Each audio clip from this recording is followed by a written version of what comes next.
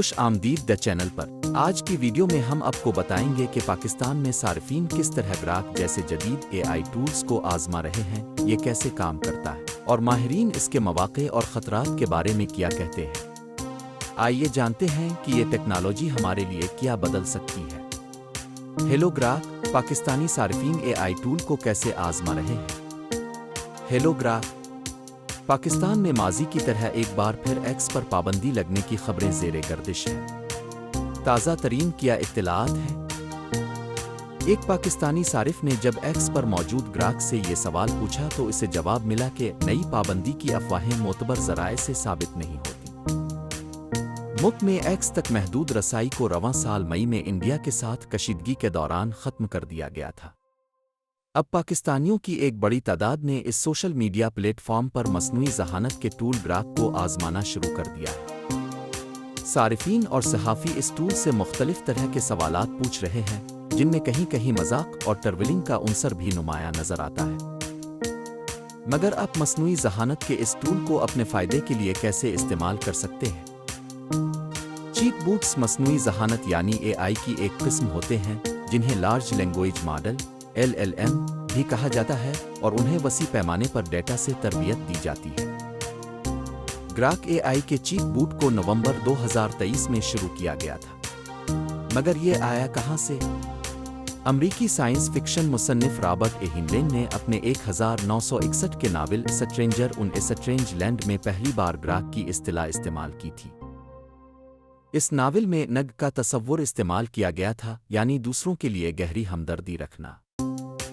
گراک کیا ہے اور یہ کیسے کام کرتا ہے؟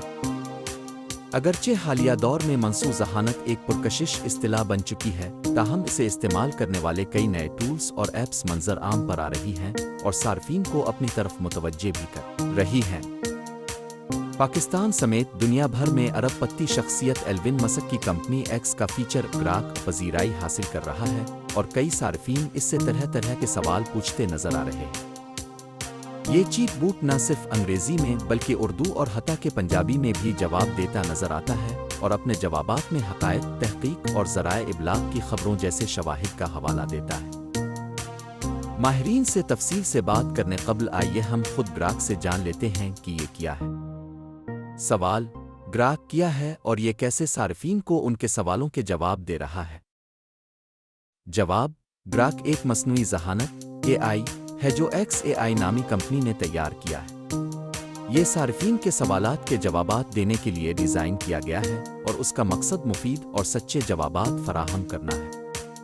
گراک کو خاص طور پر انسانی سائنسی دریافتوں کو بہتر کرنے اور کائنات کے بارے میں ہماری سمجھ کو بڑھانے کے لیے بنایا گیا ہے۔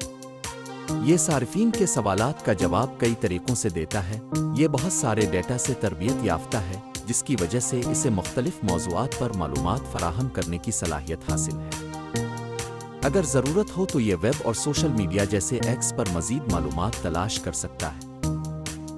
یہ سوالات کو سمجھتا ہے اور ان کے جوابات کو واضح اور سادہ زبان میں پیش کرتا ہے تاکہ صارفین کے لیے سمجھنا آسان ہو۔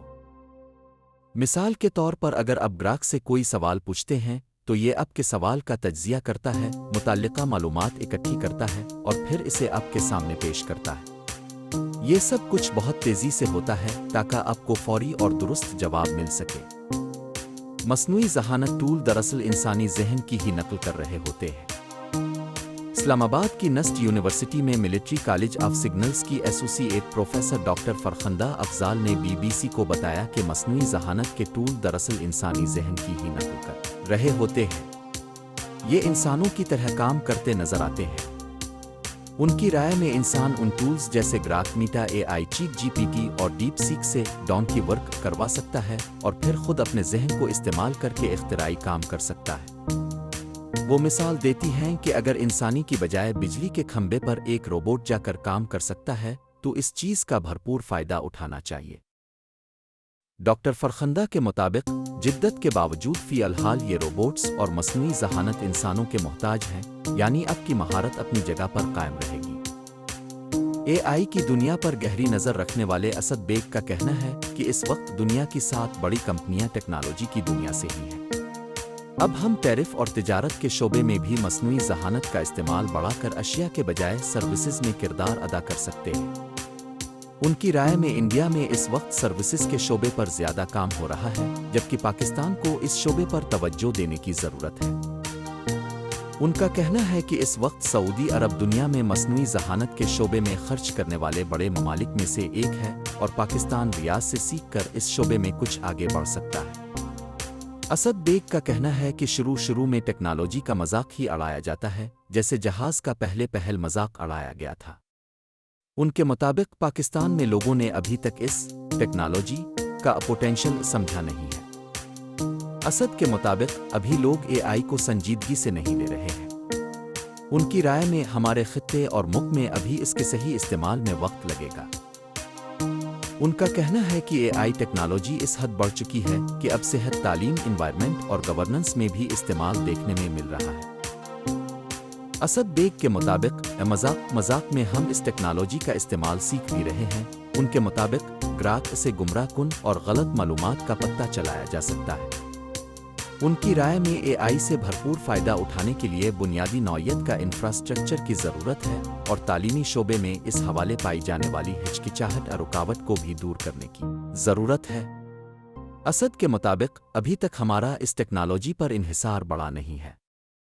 ڈاکٹر فرخندہ کی رائے میں اب حالات کچھ تبدیل ہو گئے ہیں، اور اے آئی ٹولز کا ہر شعبے میں استعمال دیکھنے کو ملتا ہے۔ تاہم ہر چیز کی طرح اس کا غلط استعمال بھی ہو رہا ہے۔ ان کی رائے میں اگر صحافی فیلڈ میں نہ جائے اور صرف اے آئی کی بنیاد پر ہی رپورٹ تیار کر کے اسے اپنی رپورٹ قرار دے تو یہ بھی اس کا غلط استعمال ہے۔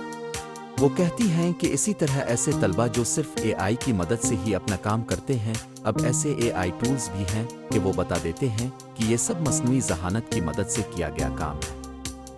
ڈاکٹر فرخندہ کا کہنا ہے کہ وہ اپنے طلبہ کو یہ مشورہ دیتی ہیں کہ وہ مصنوعی ذہانت سے مدد ضرور لیں، مگر اسے سب کچھ نہ سمجھیں بلکہ اپنی ذہانت کو ضرور بروئے کار لائیں۔ تو دوستو، کیا آپ نے کبھی گراک کسی اور اے آئی ٹول کو آزمایا ہے؟ کیا آپ سمجھتے ہیں کہ یہ ٹیکنالوجی پاکستان میں مثبت تبدیلی لا سکتی ہے یا اس کے خطرات زیادہ ہیں؟ اپنی رائے کمنٹس میں شیئر کریں، اور مزید معلوماتی ویڈیوز کے لیے کو سبسکرائب کرنا نہ بھولیں۔